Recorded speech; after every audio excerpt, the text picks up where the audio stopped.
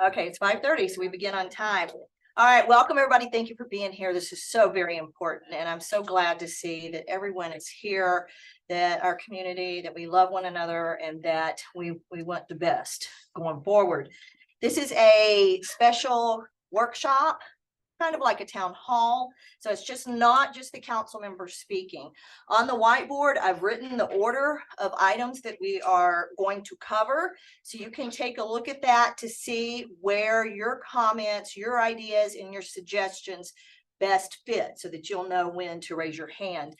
Abel is working on getting a microphone, which would make this more efficient, that we can pass around so that you don't have to come up. But until he gets that situated, you will need to come to the podium when you want to speak. State your name, your ward if you live within the city. You don't have to live within the city to speak on this matter. Once he has the microphone, then we'll pass that. You'll do the same thing, just your name, and if you live in the city, what ward. Okay. So that's how the meeting will progress. Please remain silent in the chambers so that we can hear one another. If there's a couple of conversations going on, even if it's whispers, it's going to be distracting and we might miss something. The first part is going to be the fire response update. Then we're moving on to business impact plan, the destroyed building, understand the next stages that the building owner would like to take. And we have the building owner here this evening, and then lessons learned. Okay, and we do want to hear from everybody. We want to hear your ideas, your thoughts, your suggestions, so that we can have the best plan going forward. All right, is there anything else that I've forgotten to mention? You got it. Okay, make sure your phones are silent. Yeah, it's on. And there's tea and water and I think coffee over there too. But until Abel gets the microphone set up, then we will come to the podium. Sure. All right, so with that, I'm going to call this meeting to order. All right, so we're going to start with the fire response update, present, discuss, and update on the fire in downtown Alpine on Sunday, May 26th, 2024, including cause and key lessons learned. I'm going to turn that over to Councilmember Stevens to start us out. Great. Thanks, Mayor. Thank you. This is a report that came from the mayor, myself, participating in a meeting in Megan with Judge Hennington, who pulled together all of the fire response teams, and we really thought it worthwhile to share that with everyone. There's certainly been lots of rumors running around about what went on. Many of you, I know many people were there in person relative to fire, but thought probably put it in a perspective. I think the newspapers did a pretty good job, so I'm just going to cover the highlights between Megan and the mayor, myself. Happy to respond to questions as well. And, you know, we're all over the timeline that just shy of 4 o'clock on Sunday, the fire department was notified of a fire. 1 engine responded and 1 brush truck responded as well. They saw smoke from the rooftop, particularly coming out of Judy's Bread and Breakfast, where that stovepipe goes up, you know, above the oven hood, and they went up on the roof to try and open it up. They struggled with that. There were flames also coming out of that rooftop that were noticed. And then they worked their way back around to the front to try and get in, were not successful, and they continued their fire action in the back.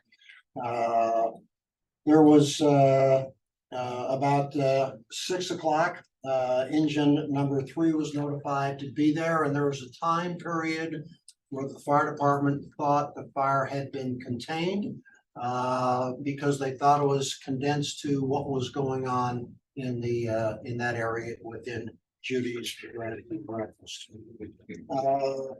As things progressed, really what they learned is the fire did in fact spread in the attic above the walls and moved towards the east initially. During the time, they then began to call in other responders, and there were a total of 56 people, 56 firefighters on board throughout the fire. There are also 16 police in support. They had 5 ambulances, EMS units, and the support to go do that. There were 4 individuals injured during the firefight that were taken to the hospital, all released, no life-threatening injuries. There were a total of 15 injuries during the total of the time for the firefight itself.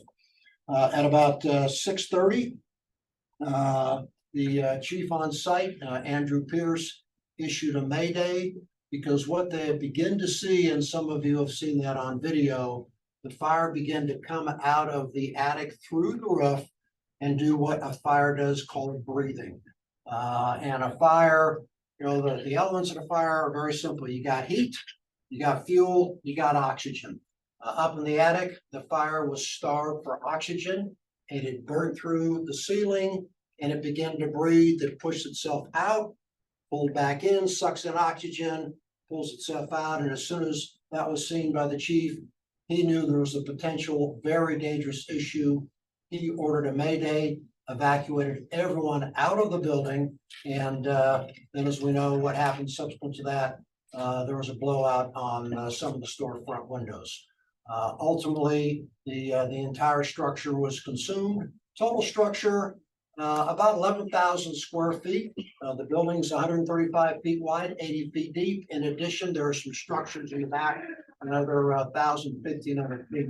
So essentially, 13,000 square feet of retail space lost as a result of the fire. On site, in addition to the Alpine Fire Department, Jeff Davis, the Forest Service, Marfa, Terlingua, let's see, who am I missing here? Presidio, Marathon, they're all part of the firefight process.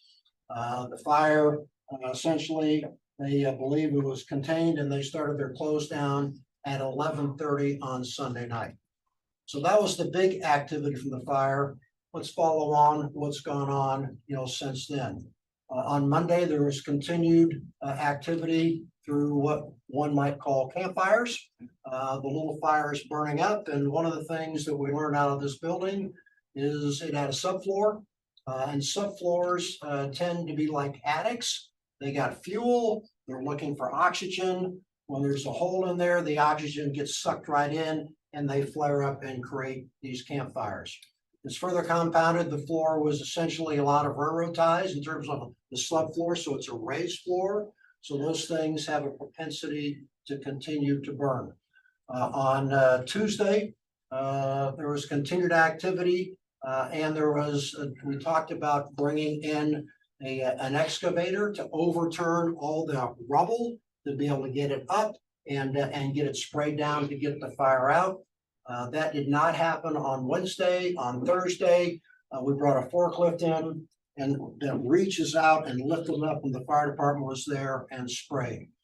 In addition, many people asked, why were we pouring cement into that burnt out area?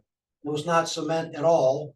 We actually had cement trucks full of water. Each cement truck can hold 900 gallons of water. So on Thursday, we dumped 4 trucks. On Friday, we dumped another 2 trucks. Even Saturday, we dumped another truck in the east end in the back, really aimed at putting that out and work closely with the fire department to do that. In addition, we put up a security wall around the front because we want to make sure that it was safe for everyone to use the sidewalk, keep people out, because the challenge with that building, if you look at the west end, if you look up top, those white bars that go across, those are called bond beams. And we have a broken bond beam on the left end. It's already cracking and is potentially dangerous from falling down. But all those bond beams are potentially at risk from falling. That's why when we built the wall, we built it sticking 4 feet out. So if anything's going to fall, it's going to fall, straight on down. You'll hear a little bit later from Bill Ivy, the building owner, some of his thoughts and strategies relative to that. But our key was first, secure it. On the front, Bill's working on getting the back secured. I will tell you that there's been a lot of people who want to get in there. I basically volunteered because I have a small construction company. We did the front of that and got a lot of people yelling at us, why are you blocking it off and why won't you let people in there? It's really a safety issue. We don't want anyone injured. Some of the adobe walls in the back have already fallen over and we really don't want to put anyone in harm's way. And I think that's probably the big points. Mayor, anything else you'd like to add? Okay, I imagine that most people here are going to want to speak on B and C, but if there are any questions, please raise your hand. Abel does have the microphone, so he will come to you. Make sure you state your name, and if you live in the city, your ward. And this is not pointing fingers at anybody. Make sure it's constructive.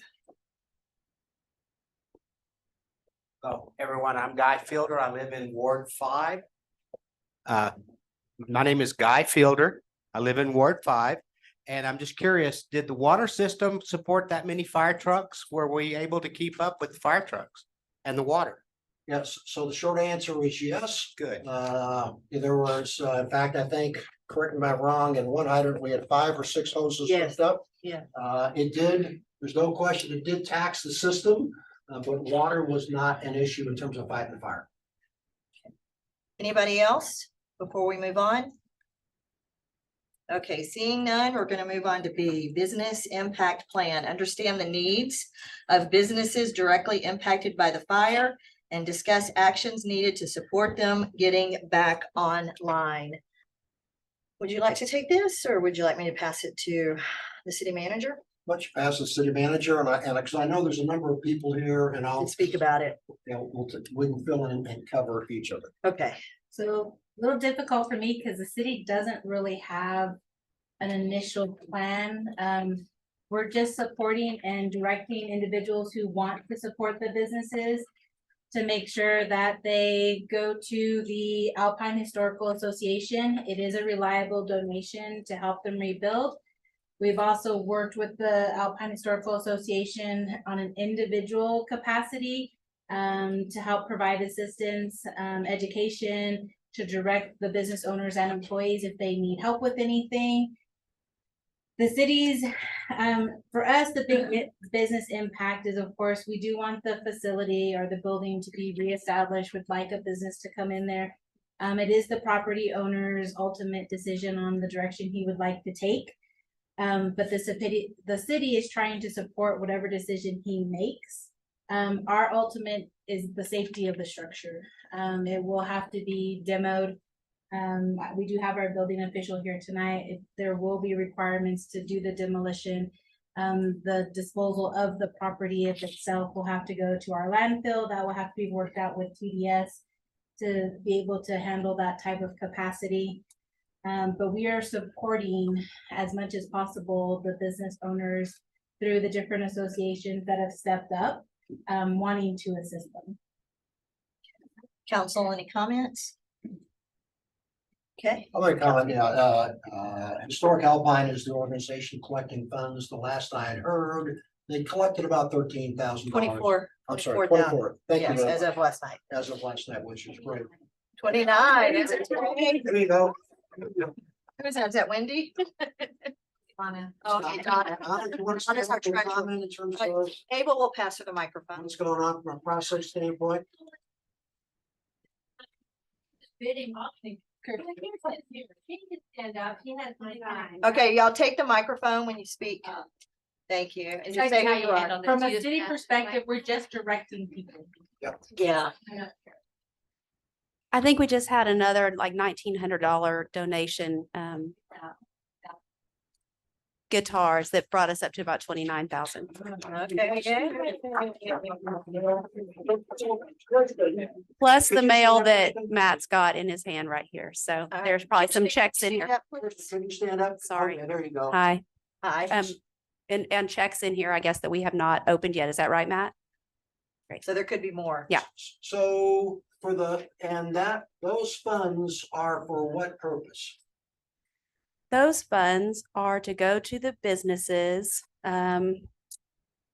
with the hopes that they're going to be reestablished, but that is not mandatory. You know, I mean, it's an emergency response where, you know, it's probably not perfect, but it's just trying to get the money in the hands of the business owners as soon as possible. Hopefully that they'll be able to reestablish business. And so for those business owners, is there a form they have to fill out, an application? How do they find out about the details associated? There You is- already reached out to all of them. We have reached out to all of them and they each have the form. Each of the businesses have the form. It's also available all over Facebook. Is it on the city's website, Megan? Maybe, no. It's on Historic Alpine's website which is easy to find. So it's out there, but that's for the 5 business owners to apply for. We have a deadline of June sixth still, or did we change that? June 6th, that's right. Yeah, June 6th. And they have to submit a It's not for W-9. donations, it's for the, The application is due. And just to reemphasize Megan's point and Kirsten's point, the city, as the municipality where the fire occurs, once they declare that the fire response was complete, the city doesn't have any further action relative to the property.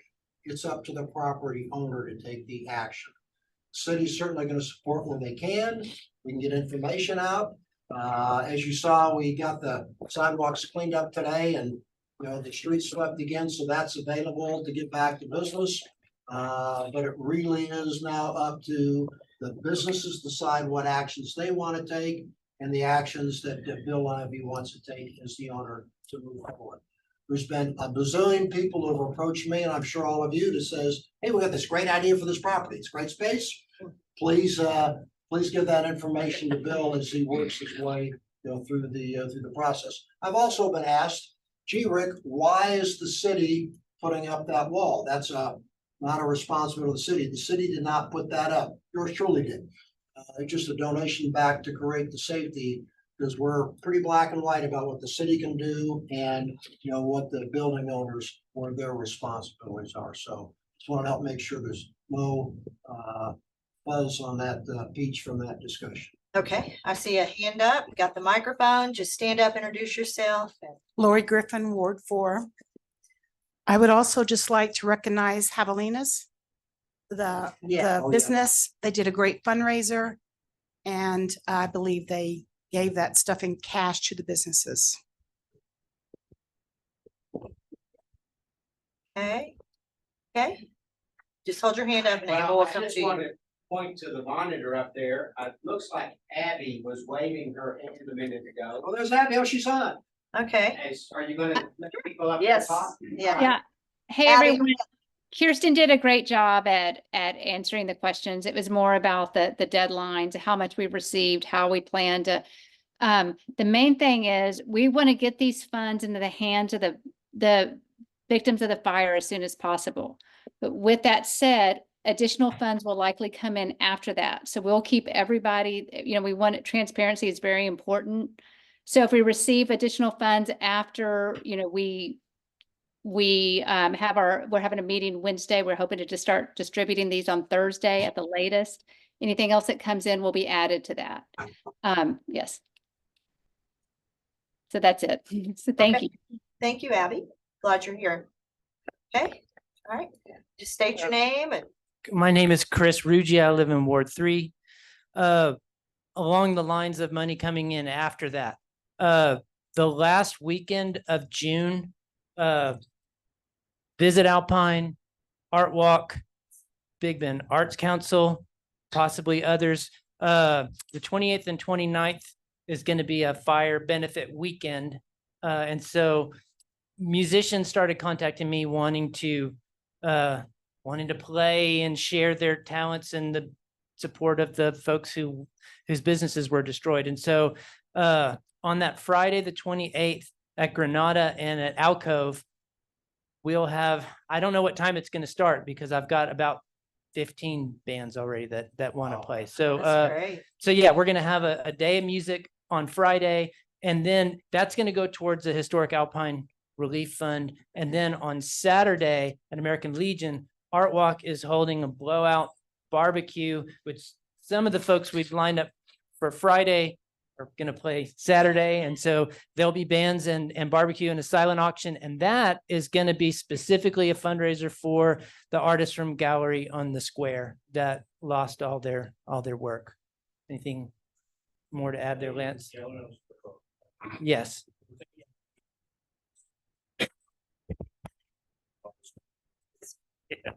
I'm Lance Johnson, the new executive director of Art Walk Spirits Alpine's Gallery Night, Ward 2. Thank you. And we're taking applications from artists who are affected. We have identified 30 artists, including David down the way, with the Azteca, La Azteca, and possibly anybody who was affected from Catchlight.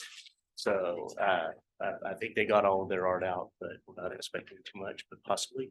Otherwise, Gallery on the Squares, who we're focusing on those 30 artists who are in there to try to give them some income, rebuild their supplies, build their art. So we're very honored to be able to do that for them. Thank you, and hope everybody can attend that weekend. Thank you. So since there's a kind of this point in time that we've identified of that weekend, the hope is that we can all have that spot to come together and celebrate the community, help out the folks whose lives were impacted. I'm also hoping to invite some folks from out of town to, dip into their pockets as well. Thank you. Thank you. Okay, who else would like to speak? Just raise your hand. The only other comment I'd like to make, there's 1,000 square feet of plywood there that I'm sure the art community could decorate. Yeah, I think that there's a plan in work. Maybe Chris can talk about that here in just a moment. Just stand up and say your name and ward if you live in the city. Yes, ma'am. Thank you. Carter McDonald with Ward 5. We own Alpine Country Club Lofts. We recently had the Odessa Chuck Wagon gang in town for another event. They heard of the incident and they want to coordinate a benefit cook for the community, the business owners, everybody that was impacted. So Yes. I was able to get their contact information. I was able to get Chief Lasoya out there. We spoke with the team. These guys, all they're asking is cover their costs and they will come down and do a cook. They have done as many as 37,000 plates in one serving. So they can pump it out. They've got a huge crew. They do an amazing job. Their food is absolutely awesome. So if we can pass this information along, and we will support and house as many of those guys as we can whenever they come down at our lofts. We house 10 of them this weekend. So we are more than thrilled to help with that aspect of it. Great, thank you. That's absolutely wonderful. Okay. All right, Chris, did you want to speak about the plywood and? Well, yeah, so Heather Yaden was the first person who suggested to me that perhaps the plywood wall would be a canvas for the downtown. And Monty Welt, he's been doing so much excellent mural work. In fact, Monty, would you like to speak to what your thoughts are at the moment? The idea is that let's get some paint on there. Let's get a great design. One idea that had crossed my mind was that Amanda Calhoun did an amazing mural design that was a kind of a group project at the water tank out at Coconut Park. Since Amanda's the gallery manager for GOTS, I thought it might, And the GOTS time and is interest, come Gallery on, the Square. might be interested in designing something, but and Monty, of course, can draw anything. So I'm gonna hand the mic to you now. You can All tell me. right. Thank you, Monty. We appreciate you being here. Thanks, Chris. My name is Monty Welt, Ward 1. Basically, I mean, I don't have a particular design picked out or anything as of right now, but I would like to focus it more on inclusivity with all the artists from like around the area and stuff like that. As far as like coming up with a design and stuff like that. I don't have the manpower to do it myself personally, but I'd love for us to be able to create a design that, everyone could come together and work on, and then maybe do some final details at the end. So, yeah, that would work too. Hey, That's a good idea. Yeah, and in answer to a question the mayor had from me earlier today, under the hotel occupancy tax funds, promotion of the arts is a legal expense. If an artwork is prominent, we can promote it to visitors. And so that certainly would qualify in terms of at least materials. I think we identified a small amount that I usually use to book acts like at the visitor center. It's not very much, but I think it's enough to get us paint, and we can see what what's needed. Okay, good, thank you. I would like to see some sunflowers on that mural. Thank you. So, We need to give them further guidance or connect them just back to the business owner. Or who owns the panel right now? Who owns it right now? It's, I own it, it's donated. Okay. yeah, Yeah, so. yeah, so we're good. They got it. All right, who else would like to speak? Okay. Grab the microphone. Hey, how long do the panels plan on staying up for? Just out of like a We have no ballpark idea? No idea? Okay, Bill's probably a better guess at that at some point. okay. This is Alpine, so count on about 9 months. And then add 3 more. Plenty of time to work with.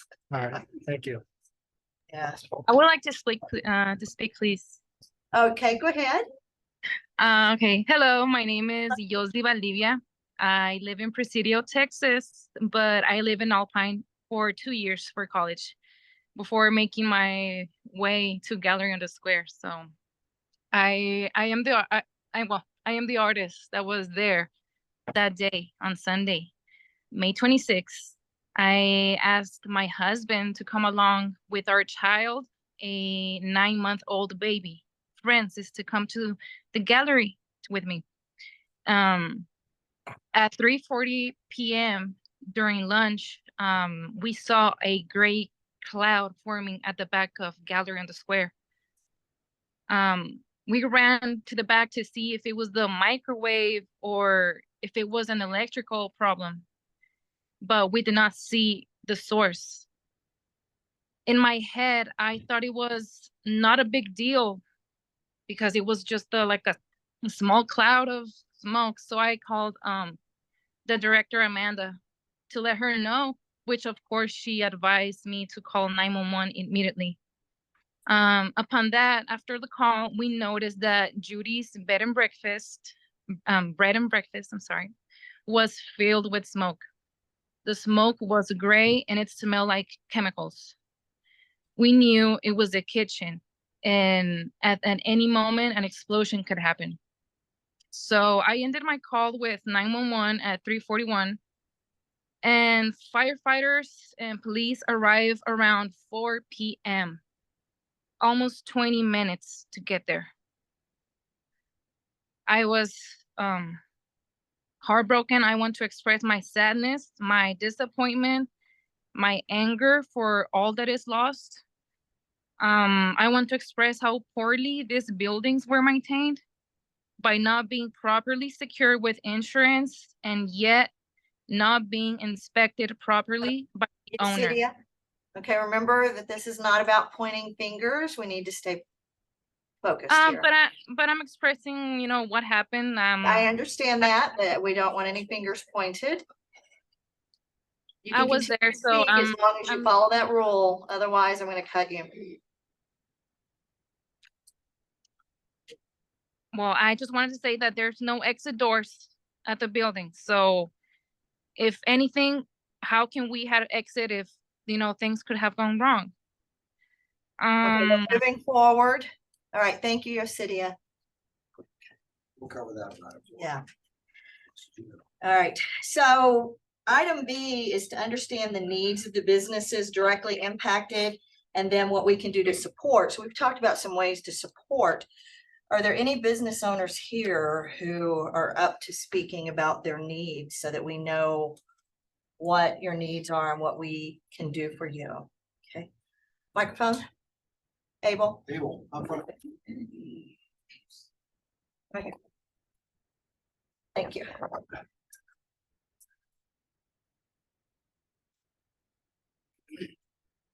Hello, everyone. My name is Robert Aragon. I own the Tree Stump Forge, a knife shop, custom knife shop in the antique store. And as for my needs, personally, I feel that the antique store and people that work there need more help than I do. But currently, if you want some insight, what I had lost was all of my inventory, about 6 months worth of knives, And I haven't done a complete tally, but thousands of dollars worth of equipment and other pieces, so. If that's what you're asking, that's what I can offer. Is there anything else that specifically you're asking? We're looking for what support the businesses need. I don't think we've addressed that efficiently or Okay. sufficiently on item B. Were you given an application to fill out? I did eventually find out about the applications, yes. Yeah, so that's a good point. We do need to know if the business owners have received the So application. my mother is Denise Aragon. Janet Anderson is living with us. She's the owner of Vintage Antiques and Snazzy Things. Okay, A lot of that, what was in that store was Jan's, my mother's and mine. And so, they are, Janet and Denise are currently away. And they can't access a computer to fill out the PDF forms and everything. They will be back tomorrow to fill that out, so. June 4th, okay. But we did have to find out through some other people about what was going on because we weren't immediately informed about that. And are you guys, I know some of the stuff we've talked about support is the AHA, which is the Alpine Historic Association, has also been in contact with other groups that have properties for lease or where you could reestablish. Is that something that's been discussed with you or something? Someone did had reached out through our GoFundMe. Since my mother and Janet are away, we haven't talked about that too much. I personally plan to find another shop someplace, either here in Alpine or in Fort Davis, wherever I can find a place. So I personally plan to reopen. As for their plan for the antique store, I can't have, I'm not at liberty to say anything about that right now. Okay, I see Abby has popped I up. was gonna Abby, say, did you want to? Well, no, I it's. know there are people who have offered buildings for the businesses to reestablish as well. Maybe you can also speak to that. Sure. Well, two things. It is, we have done our best to track down the business owners. I did end up tracking down Jan in person and then on Facebook, and she's out of town. So she said she will fill it out the form as soon as she can. Ben Garcia has offered Kishmish Plaza as a temporary space. There would be some, lease payments involved, but he is willing to help in that avenue. This would be a good thing for some of the money that we've raised to go to for any of the businesses if they decide that. Additionally, he has also offered his space Alcove Social. If Judy's wanted a temporary space to go into, or even possibly a permanent space, he was willing to offer that at almost like a very good rate, negotiated almost free in exchange for some type of trade. Where maybe they could possibly help him make sandwiches for later in the day or something. So that is an option. I was also contacted by the owner of the former Apache Trading Post, and they have offered that up for any galleries that need a temporary space. And if any of you remember the Apache Trading Post from the 80s, it was one of our tourist destinations. It is heading towards Marfa.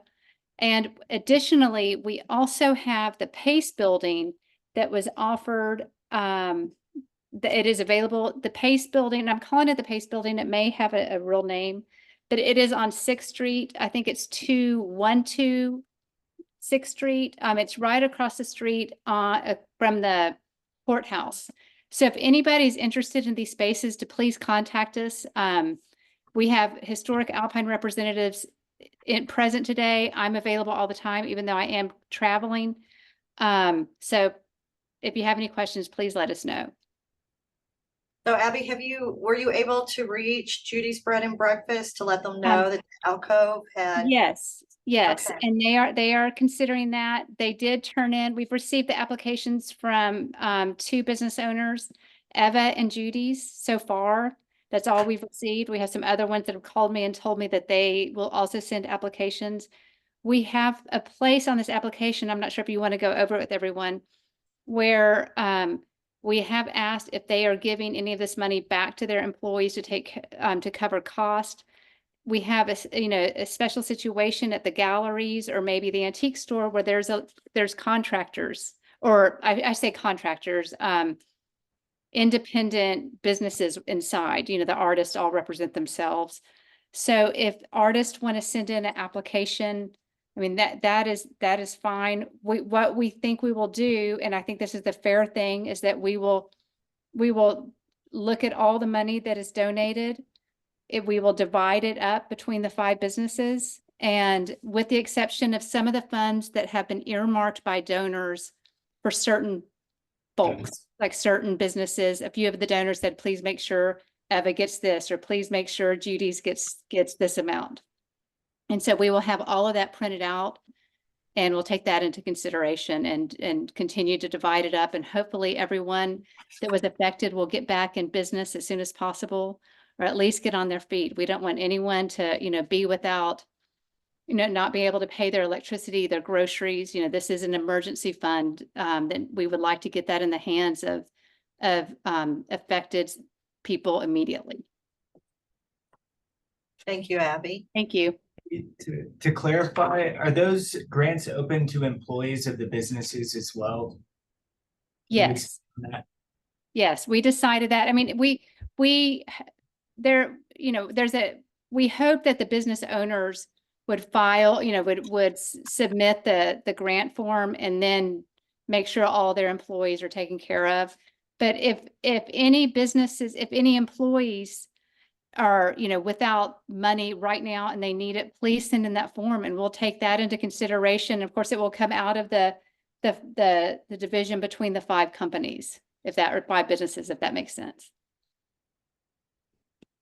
Thank you. Are there any other business owners here who would like to speak? Whenever you're done. Pass it to Mr. Busey. I just had one more thing to add. I didn't want to bring it up because I don't want to sound selfish, but I do feel a little bit of pain whenever I just hear the 5 businesses. My business was also included. I understand not many people knew about me, but for donations and all these other things and tallies, it would be nice to feel included with that, because that was also my livelihood and my business that went down as well. Absolutely. Who is speaking so I can see who's? Where's camera? Right. Okay. Right here. Okay. Yeah. Can you just come right? Okay. Are you affiliated with the antique store?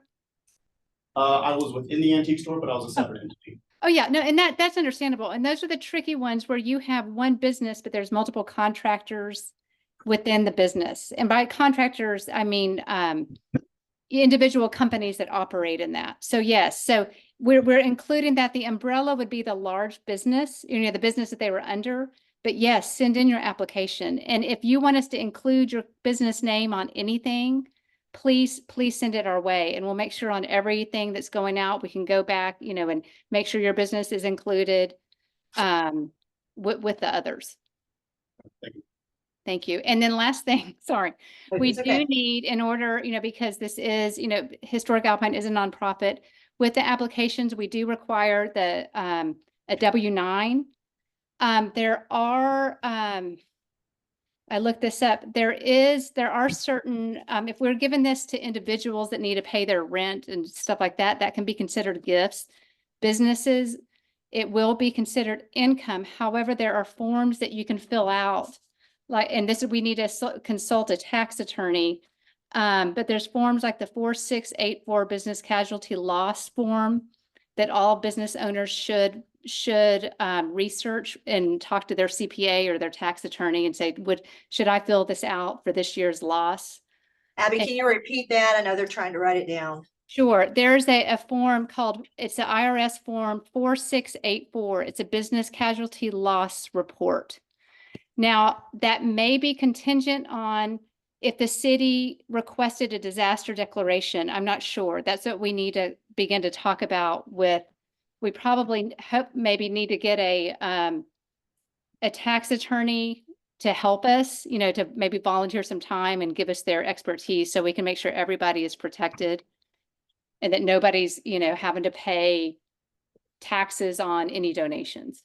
And our law firm is looking into the disaster Okay. declaration for us. Okay. Okay.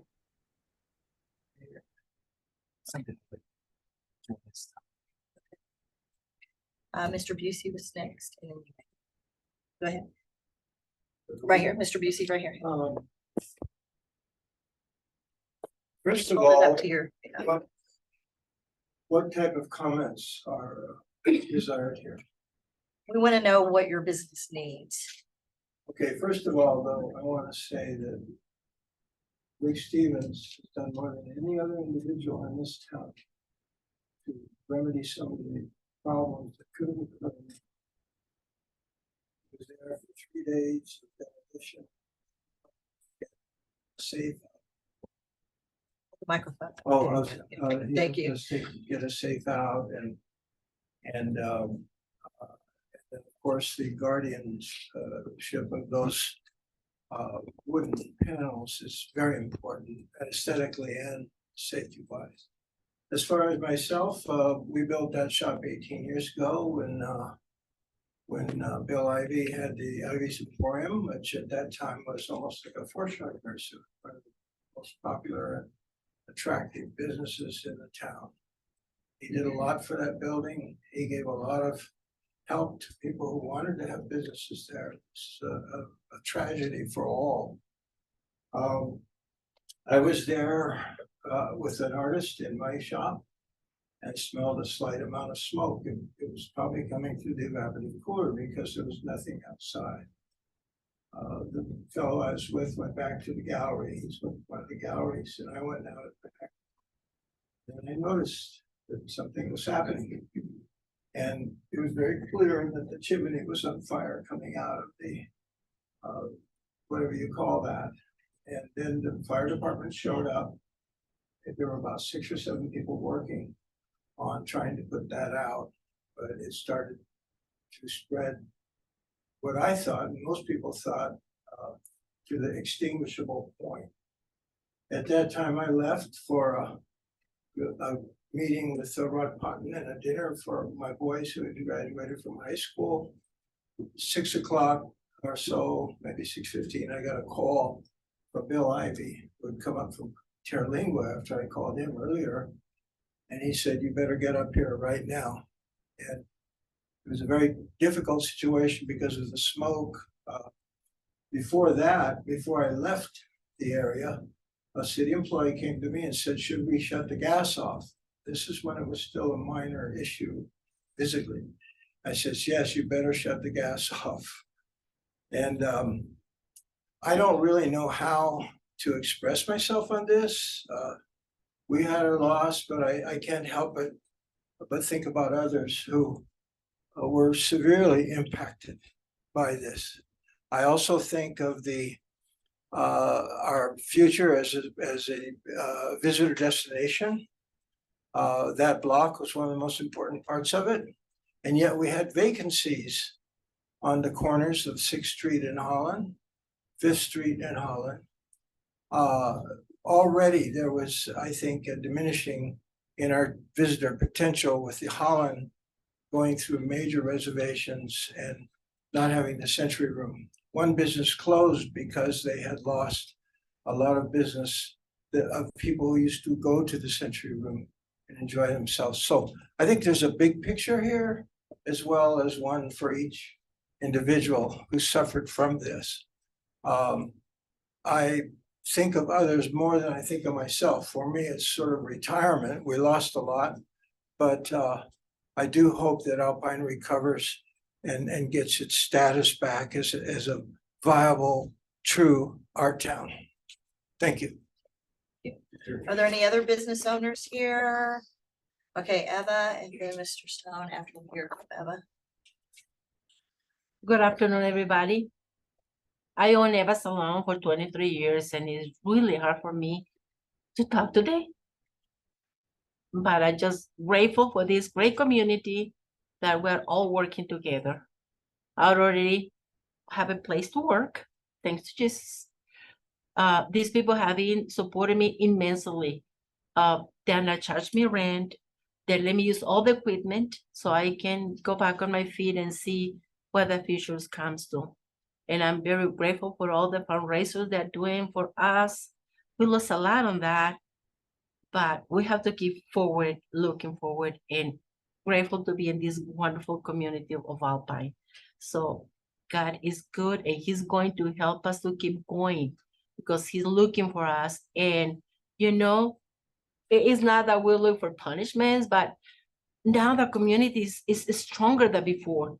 We're all working together, and that filled my heart because we lost a lot. Like David said, it's not only a business, a history, many wonderful stories that the community had in the past, and we keep that in our hearts, and we have to keep going.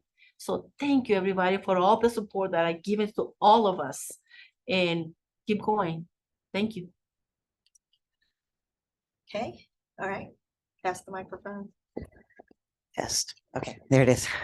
I'm Jan Moeller. I'm the president of the Big Bend Arts Council.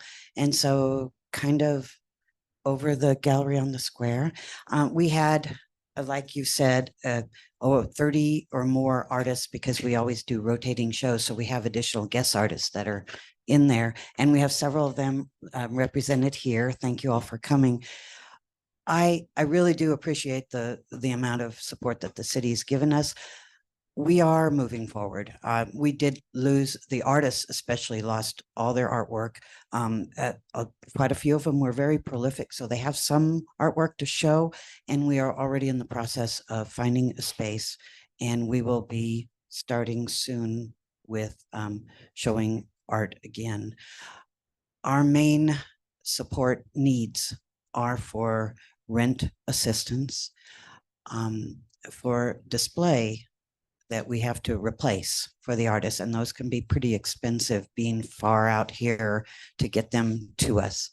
And the artists themselves, I appreciate hearing that they can use the funds themselves, and I'm going to make sure that they all know so that they can get applications in for art supplies and to help them out.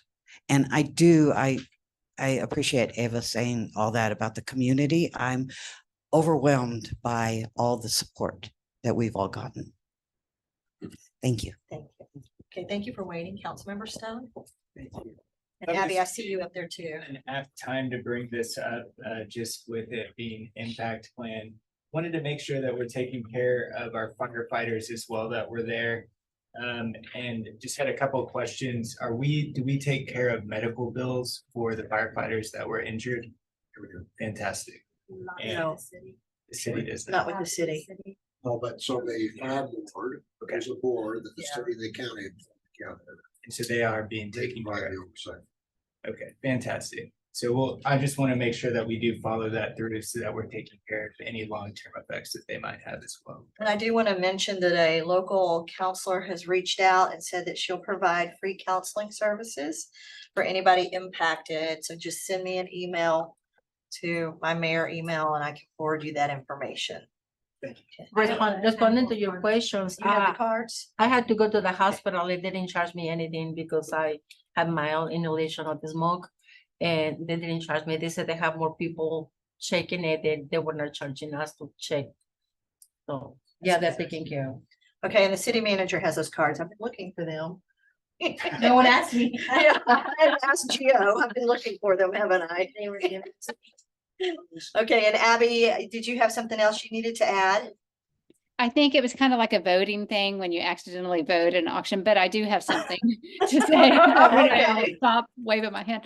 I wanted to give a shout out to West Texas National Bank because Historic Alpine did open up an independent account called Fire Fund for Alpine for the Memorial Weekend fires, and they are not charging us a service charge for that, and they're also paying for the checks for this account. Far West Guitars, they had a fantastic fundraiser and contributed almost $2,000 to the overall fundraiser. And then last thing, I did want to acknowledge that, I know that it's such an unfortunate loss of the building, but by the same token, it had so many great vendors in it because it was an affordable place for them to rent. And so that's something that we're working on, trying to figure out how we can help Alpine overall and big picture and how we can help small businesses.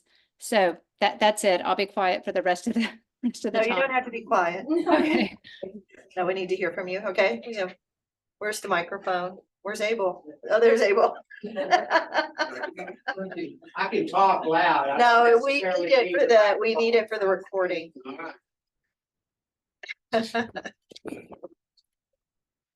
Again, my name is Guy Fielder. I live in Ward 5, and this is a shout out to the building owners. I'm a member of the Alpine Business Alliance. In the last year, we've gone from roughly 35 empty buildings to over 40 empty buildings. If you're a property owner of one of those buildings, please step up and join this community in helping these people out. And call it a challenge, call it whatever you want, but you got a lot of empty property and we have a real need. So please do something. Thank you.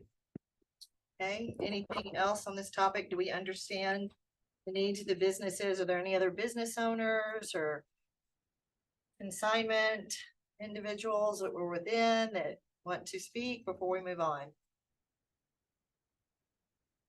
Okay, seeing none, we're going to move on to C, destroyed building. Understand the next steps that the building owner would like to take.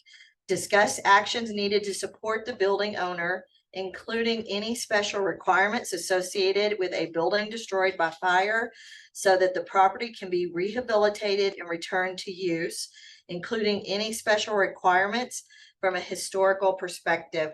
We're going to have Bill Ivy start this one for us. Passing the microphone.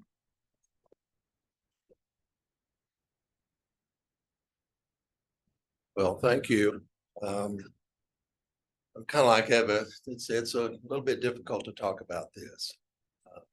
Myself and my boys, we're still in shock over it. And I tell you, my heart goes out to all of the owners of the businesses that were lost. We feel your pain because our business was lost too.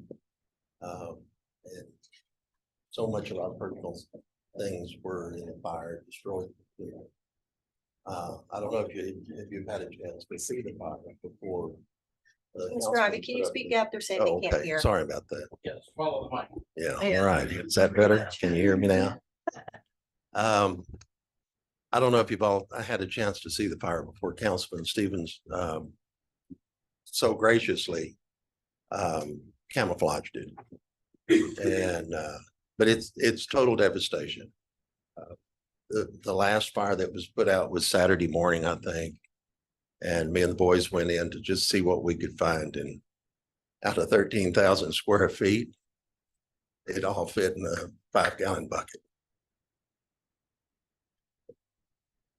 Like I say, so many people have lost everything in this fire, and our hearts really and truly do go out to them. The outpouring of folks calling, contacting us, wanting to help. What can we do?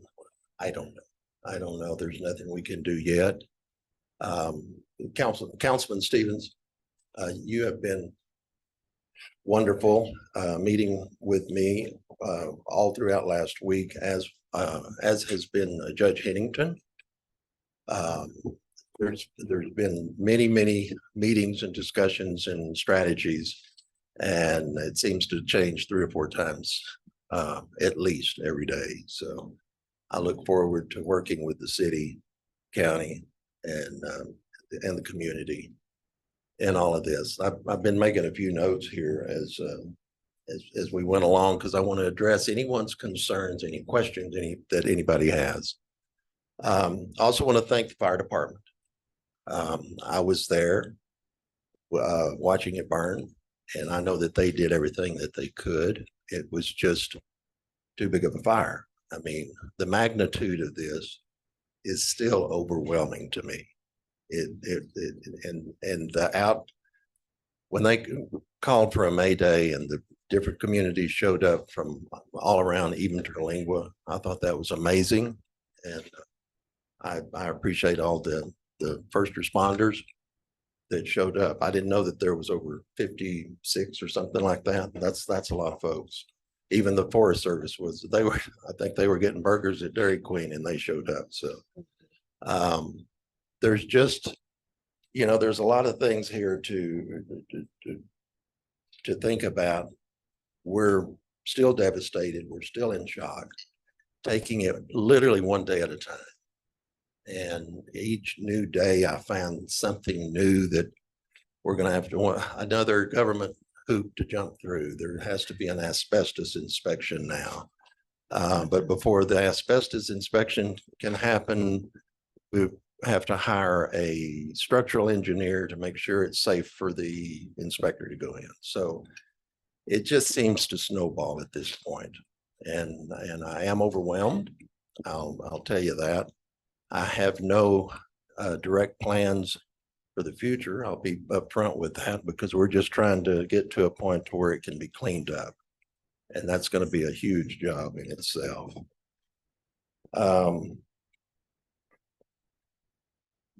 Something was said about the panels. How long are they going to be there? Probably a long time, honestly. Like I say, it's going to take a while just to clean it up. I don't know what we're going to do after that. Many of you know that I own the old ghost town, or my family owns the ghost town in Terlingua. So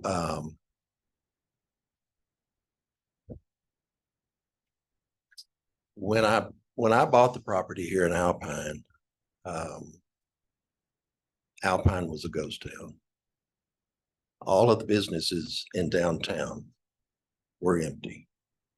And I'm shocked to hear that there's 40 empty businesses now, and that concerns me. I bought the property to help revitalize downtown Alpine. Took 24 years to do it, but anyway, downtown Alpine is and has always been a great place for the citizens and the visitors to this community. I grew up here, so I remember Forsheimers. I remember Morrison's. I remember what was there. And it's been kind of the heartbeat of the downtown business district. So it means a lot to me to not lose it completely. So we'll do everything that we can to preserve it. We don't have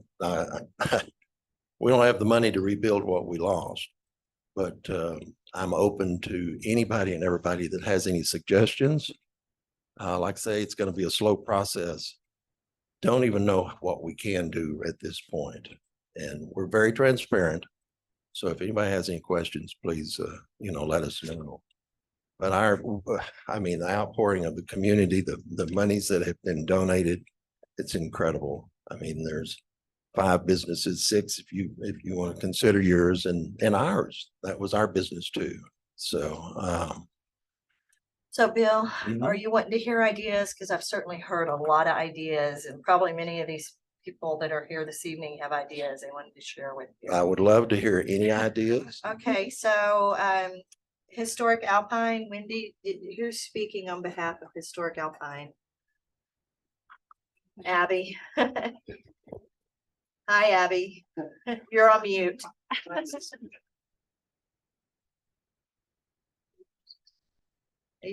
Well, hold on, we still can't hear you. You're on mute. Hi There you- there. Okay. Okay. So I was born and raised in Alpine. I have memories of Forsheimers. I have memories of when Bill revitalized downtown, and we love that building. We love that block. What we hope to do is to help.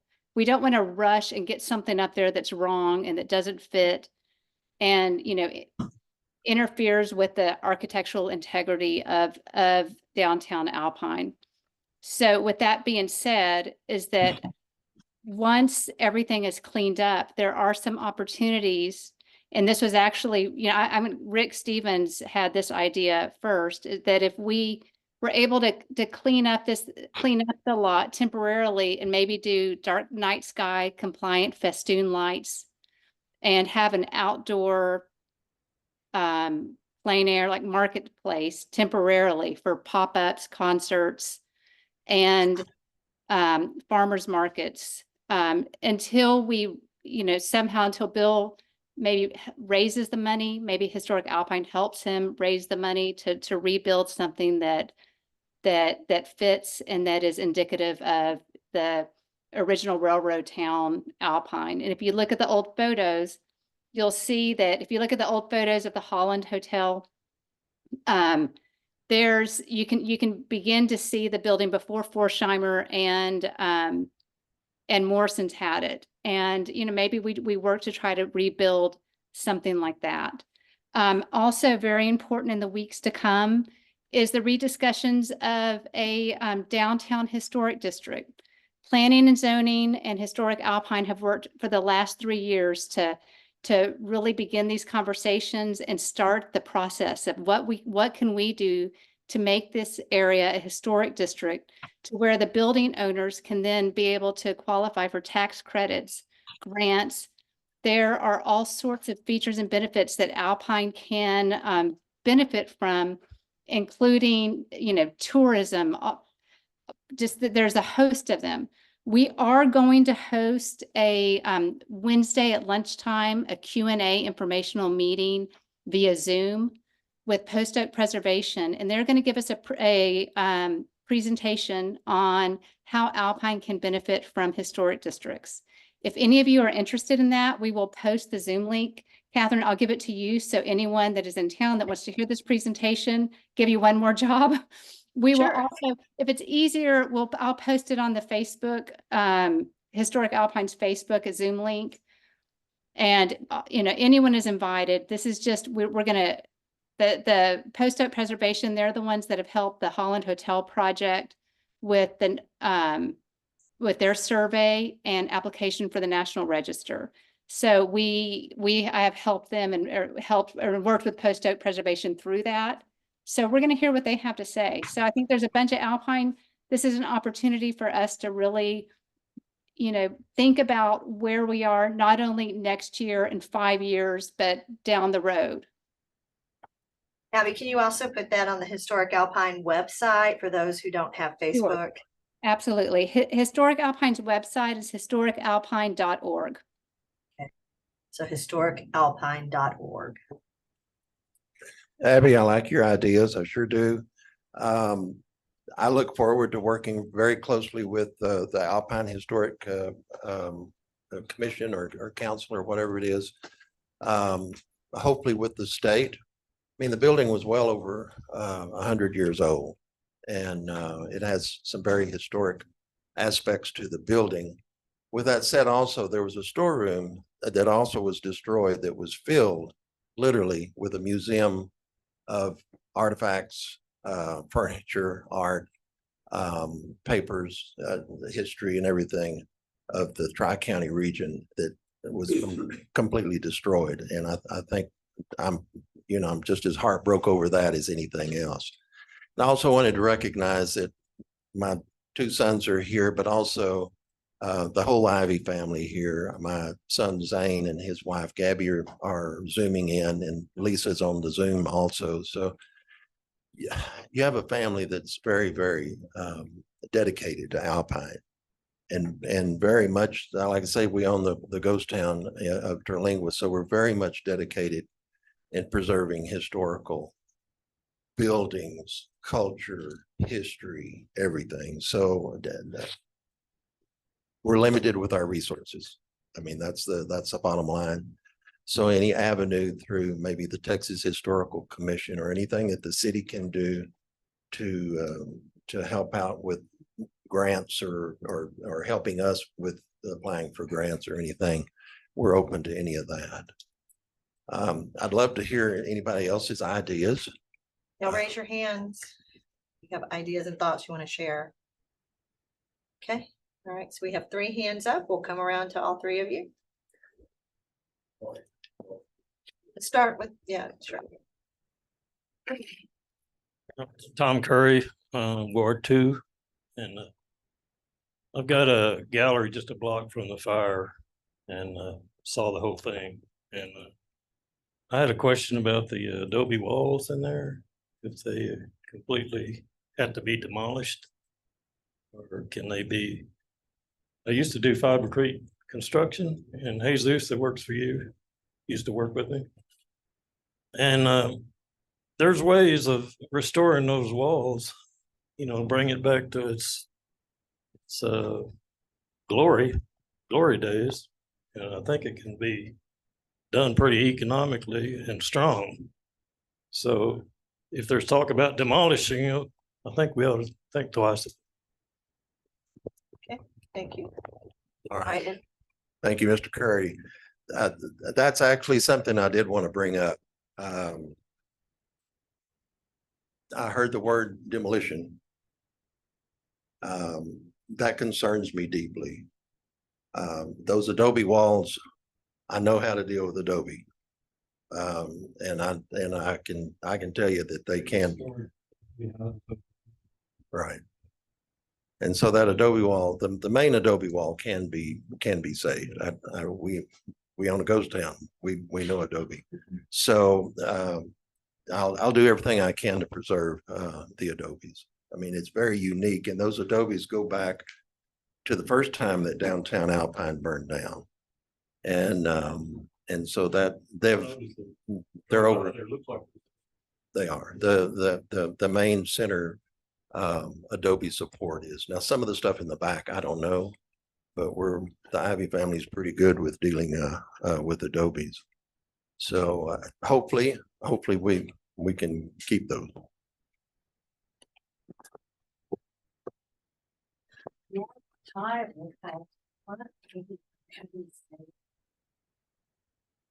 Okay, Lori, you have the floor. Hi, Lori Griffin from Ward 4. It seems like a great opportunity to consider a town square where people gather, because it's a great gathering place. I just would like to throw that out as a possibility. Okay, next to you, Lori.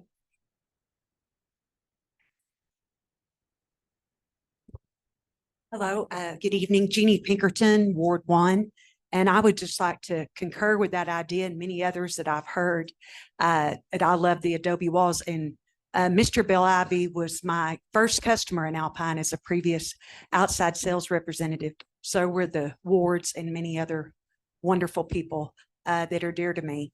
So even though I didn't grow up here, I grew up in La Mesa in West Texas, and it's all of West Texas that I love and has my heart. And certainly this place that I came out here for business for many years. And I told my aunt in La Mesa and my customer Liz at the time at Soros, the museum, that one day I would move out here. And I do, and work for Soros. When I went over as a certified chaplain just to offer prayer to first responders and to be there and just observing and watching, see how I could be of service, I came back the next morning and I had a vision of possibly using that space like my hometown mentioned, La Mesa, because in La Mesa where I grew up, downtown also suffered a fire, and they turned the space into a courtyard venue. Very similar to some other ideas that have been shared. And I really had a vision for an open air market area, a courtyard with businesses around the edge, very similar to other things we see in the Chihuahuan Trans-Pecos area that we're in. And I would love to, hopefully and prayerfully, the adobes will be able to be saved. And maybe that, I love the ideas of reviving historic Alpine and Main Street programs, all those types of things, I think are wonderful ideas. So anyway, I just wanted to share that I concur with a lot of these other things that have been shared. Okay, I'm being asked that we take a short break. So, yeah, so we'll take just a 5-10 minute break so everybody can refresh themselves.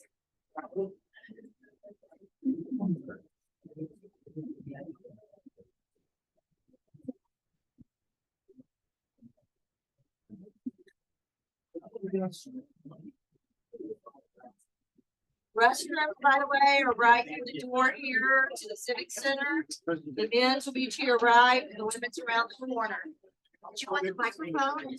Thank you.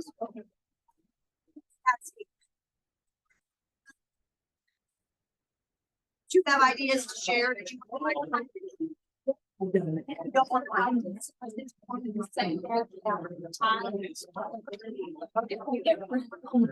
yeah.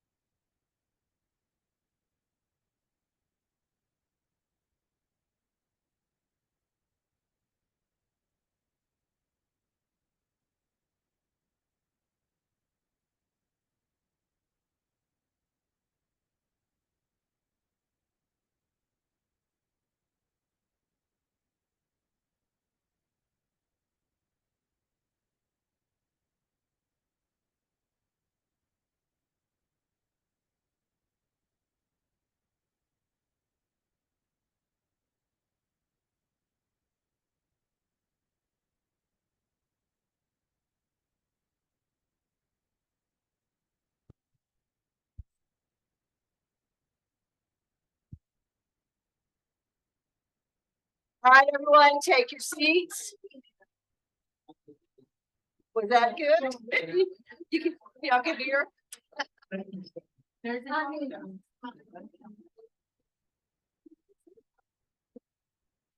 Echo? For an echo? That goes.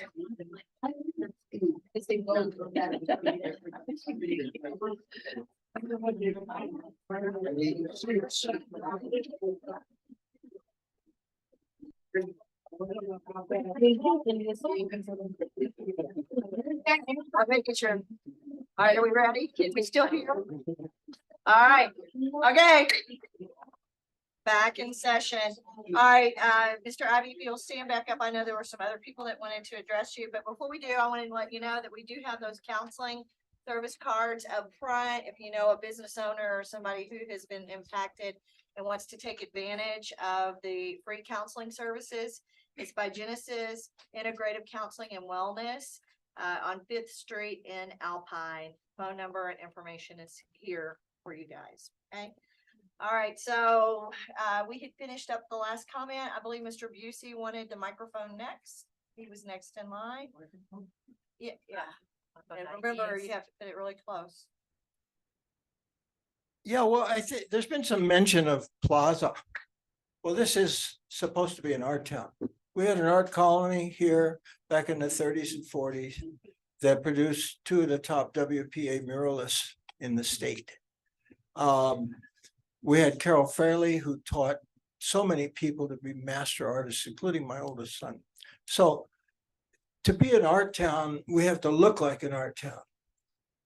There's what we found out in 1995. I went to work for the city, for the community of development, and we obtained the Main Street grant.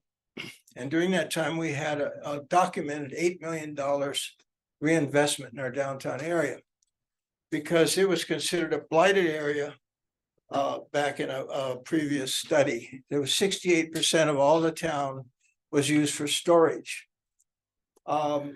It's like Bill Ivy said, it was a junkie town at that time. Things had fallen apart.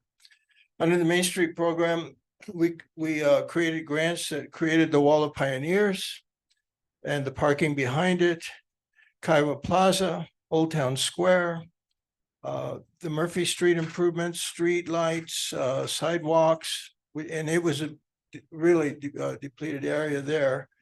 And then we offered facade improvement grants to people to fix up the front of their properties.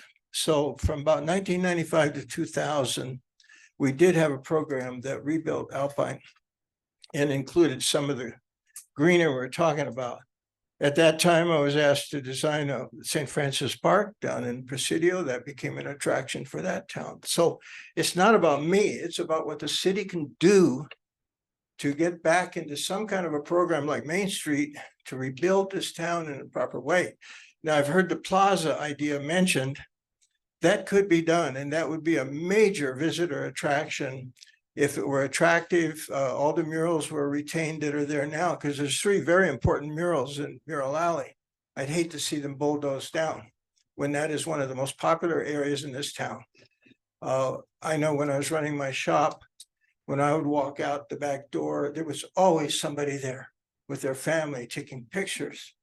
So we have to really see what our future is like and gear things towards that. Yeah, it takes money, but money's out there. A problem like this could attract some big grants from various places. So that's really all I want to say, is that I think that the Plaza idea, we could retain some of the adobe, maybe have a fountain in front of a wall, and then have a nice place where people can sit. There was no place to get coffee the other day, so I went over to the Old Town Square, and it felt really good there, you know. I remember when that was a cement parking lot. It was all cement. And now it's a place where a person can sit and enjoy a conversation or a cup of coffee. And that's the way this could be. It could have artists, little artist studios, little open air studios where artists could be actually doing their work. It doesn't have to be a store, doesn't have to be and also this idea of another building, you're talking a couple $1 million. I've forgotten what the square footage is, but something like 50,000 square feet. And with a bunch of unrented places on each corner, why would anybody want to do that? So I think the only solution is for the city, maybe Bill Ivy, to work together to create a public attraction that would enhance our visitor industry role. And that's really all I have to say.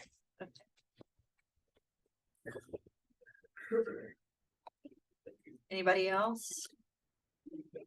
Want to speak? Just raise your hand, please. Okay, council member. I just would mention another view from the plaza and everything else. I just think the city also needs to remember that from strong towns and there's an idea of value per acre, and the most valuable property in a city is the downtown area. That's where the property tax is the highest for the smallest parcel size. That is prime real estate. Saying that, I think the city is losing two large property tax areas, two of our large commercial areas, quarters, and which will become off the tax rolls, which is about, I think, $3 million off, which is about $13,000 a year property tax from two other properties that are being removed off the tax rolls. So just saying that, I was going to bring up one last example, kind of that's happened in Marfa, was looked up from their Presidio CAD in 2015. I'm sure everyone kind of lived through this and saw it. 2015, previous to the Hotel St. George being built up, that was one story area, and the value on that land was $800,000 on the appraisals, which was for the city of Marfa bringing in $2,600. Now that property is being listed at 6.4 million, which only for the city taxes is $20,800, so about $21,000. So thinking that way, I think if Mr. Ivy and the players, if we can resurrect that land and do something interesting, because it is prime real estate. I mean, it's a wonderful spot in the city. So I just wanted to mention that. Well, thank you. Really and truly, the scope of this is, it's hard for me to imagine. You've mentioned the property taxes. There's also sales tax that the city is going to lose from this. Lots of employees now are without a job, and that has to do with your community thriving and surviving. Hotel motel tax will be affected by this as well. So yeah, it's a very good point, and that this is a big scar and probably the choice piece of property in the middle of Alpine. So.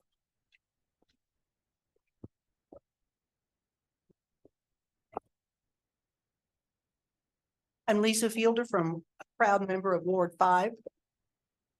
I love Lori's idea about creating a town square. I think Alpine really could use one.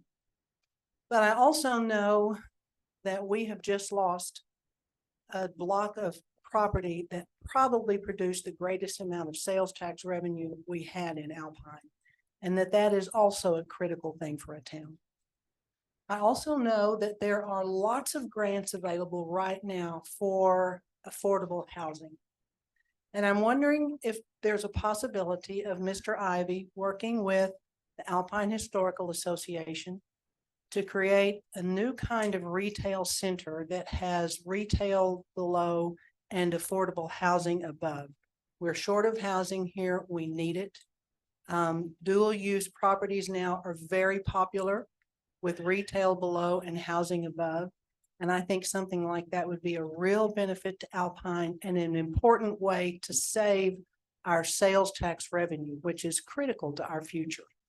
If it's beautifully designed, it can fit right in with the historical aesthetic of Alpine and also be an attractive place to live, shop, and work, and could be a real benefit to the city. So I would always go for something that is going to produce revenue to support our city. Thank you, sir. Thank you for your comments. Yeah, thank you. Yes, thank you. Affordable housing, yes, we have that problem in the southern part of the county for sure. So that's, there you go. That's something to look into. Anybody else? Council? Okay, And all right. I mean, if you have questions for me, we're very transparent, so we'll tell you as we see it or as we know it. So, How do we reach you? If somebody has a question, how do they get a hold of you? okay, the best way really is to call me. I'm back and forth between Terlingua and Alpine a lot, so sometimes I don't have service even down in Terlingua. But my phone number, and I'll leave it up here. I'll leave it with the mayor, with the council members. It's 432-386-3631. That's my cell number. You can call me anytime. I don't sleep much here lately, so you can call me late if you want to. So 432-386-3631. If I don't answer, I'm probably out of range. Please leave a message and I'll get back with you. Again, we really care about Alpine. My family really cares about Alpine and its citizens. We all grew up here. All of my boys grew up in that store. So it's very meaningful to me, even though I can't reproduce what we had. It's meaningful to me to not leave a big scar in the middle of Alpine. So anything that we can do, we're going to do it. I can promise you that. And again, Eva, David, and everybody that lost your businesses, you heard, David, you were there for 18 years. Eva, you were there for over 20 years. We're like family. I raised my kids there too. Yeah. My daughter was always sick and I just bring it to the salon. Back then we have TV, so just watching cartoons and looking for her and keep working. Right. So we all care. We do. And we all tremendously appreciate all of the support and the kindness that everyone has shown. And just, thank everyone. And we look forward to to working with the council in any way that we can, whatever we can work together. I don't want to hear demolition. And I don't know if you're thinking about condemnation either, but anyway, that's something we can sit around and discuss. But I can speak on behalf of my family. We'll do the best we can with what we have as quick as possible. All righty. Thank you. I just want to make one more comment. I would love to go back to work, so you Bill, I would love to go there. But on behalf of Bill, he was there with me. I was stupid to get there and try to save something. He was there with me. Eva, how can I help you? I said, just buy whatever you can. And he got me out of the fire. So thank you, Bill. Thank you for being there for everybody. Thank you. Thank you. All right, so moving on to item D, lessons learned. Understand potential risks to other Alpine buildings so that building owners can call on city officials to conduct walkthroughs and make recommendations. And we still have our building official, Rob, here, right? Okay, great. I'm sure that we will need you to speak. I'm gonna let Councilmember Stevens start this out. So, thanks, Mayor. And the reason we really put on this, out of all tragedies come opportunities for lessons learned. And the opportunity to consider how one should go forward. Tragedies are tough. We never expect them. We try and prepare as best we can, but I think when tragedies like this occur, it's an opportunity for all of us to evaluate whether it's in our homes or we have businesses to look and say, what will we do? Are we prepared? Have we done the right things for early warning?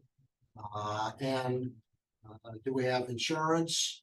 Have we taken the steps that we believe are appropriate to protect our lives, friends, our families, and our assets? And so in my mind, this is really an opportunity to say, hey, the city has resources. We have a terrific building department back there. Megan's probably going to say, Rick, don't volunteer everyone out, but I think it's an opportunity to reach out. If you have questions, talk to the building inspectors, talk to our permit techs. They really have great advice, great insight. One of the discussions I've been involved in, because we're putting the addition on at the Alpine Library, was a dialogue about firewalls versus sprinklers. It was a huge debate. And you think about water pressure, and the final determination, the library board went with putting a firewall up. And there's a firewall between the existing library and the new library. One of the things we figured out of this building is firewalls are important. It's part of the IBC, International Building Code. When you build new structures, you got to put the firewalls in to make sure things don't move. It's the same one over, and I know personally as well, over at the Alpine Food Pantry. There's a 2-hour firewall between front of the structure and the back of the structure. One's where the food gets distributed, the other's the warehouse. So those are sorts of things to think about, and I'd recommend that if you have a question, give Robert a call. He is there to assist. You know, some people don't like inspectors because, you know, they've got requirements. But, you know, your buildings were built when they were built. He's not gonna hold you to a standard that if you're not reconstructing. But if there is, there's an opportunity, invite them out, have them take a look. Check out grease traps, check out stoves, check out hoods, check out attics. Those are the right things to go do. So that's kind of my preamble. And Robert, I don't know if you want to add anything Yes. on to that or not. Can you introduce yourself? Abel, would you make sure he has the microphone? So everybody knows who you are. And let them know how they can get a hold of you. So I'm Robert Ruckus. I'm the new building official here. I've been here for almost 2 months now. My information's online with the city website. And if you need, I got a few business cards with me if you want to contact me relatively soon. And I'm also over there on 309 West Sul Ross if you want to come in the office and talk with me. Okay, thank you. Appreciate it. Okay, city manager, you have anything that you want to add? No, well, I think like Rick Stevens said, it's an unfortunate event. I know it affected not only those who have the businesses, but our community as a whole. But I also do look at this, there is silver lining. No one was hurt. Where they were having to be hospitalized. That was my biggest concern throughout the whole incident, the safety of our community. And the next best silver lining is there's always opportunity and growth. It's kind of like the phoenix, we rise from the ashes. Yes, ma'am. We will. Hey, council. All right, anybody in the audience have anything they want to add about safety and lessons learned from this fire? Okay, seeing none, with that, we're going to adjourn the workshop. Thank you guys for being here and for contributing. Thank you.